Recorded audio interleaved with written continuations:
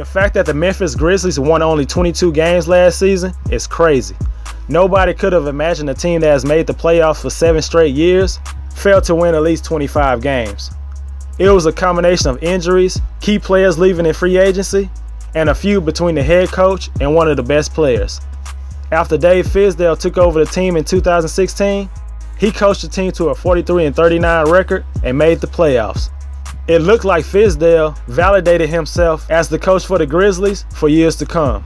He was looked at as one of the hottest up-and-coming coaches in the league, but a bad start by the team last season and a disconnect between him and Marc Gasol led to the Grizzlies jumping the gun and actually firing Fizdale after 19 games in the season.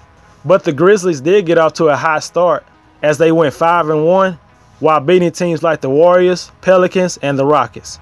But everything went downhill from there. J.B. Bickerstaff was the interim coach after Fizdale got fired and has been hired as the full-time coach as he signed a 3-year deal.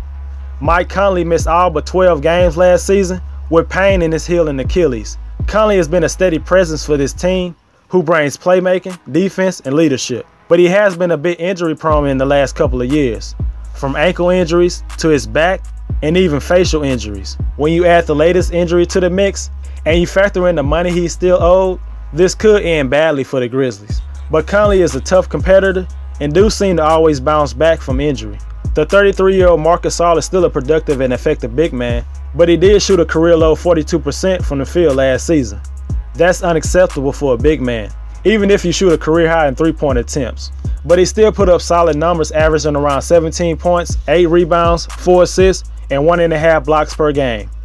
I expect at least the same type of numbers this upcoming season, if not better with his star point guard back in action. Two of the bright spots for the Grizzlies last year was Tyreke Evans and rookie Dillon Brooks. Unfortunately, Evans signed with another team this offseason after having a comeback year. Evans was one of the best bench players last season as he led the team in scoring, averaging around 19 points, 5 rebounds, 5 assists, and 1 steal per game. And the amazing part about his stats is he shot almost 40% from three-point range. But now he'll be taking his talents to Indiana, which is bad news for the Grizzlies. Not many expected Dillon Brooks to even get the opportunity to show what he can do in his rookie year, let alone actually looking like a starter in this league. I have to say, I didn't see this coming. It's not a stretch to say that Brooks is arguably the most complete wing player the Grizzlies have had in a while. Brooks proved he can score in multiple ways, handle the rock, be a playmaker, and defend. The jack of all trades. This second-round pick was one of the biggest surprises in the draft last year. In a normal draft class, he would have definitely made one of the all-rookie teams. But that just goes to show you how good the 2017 draft class is. Last season, you saw the return of former first-round pick Marshon Brooks. Even though it was only for 7 games, Brooks looked amazing in that small sample size. He was so good in those 7 games, the Grizzlies locked him in with a guaranteed contract next season. But it's hard to predict if he'll get any playing time when the Grizzlies already have Wayne Selden, Dillon Brooks, Andrew Harrison, and newly acquired Garrett Temple on the team. If it was up to me, Dillon Brooks will be the starter at 2 guard, and Marshon Brooks will be backing him up. The benefit of having one of the worst records in the league is a chance to get a top 5 pick in the draft, and the Grizzlies drafted the versatile big man out of Michigan State, Jaren Jackson Jr.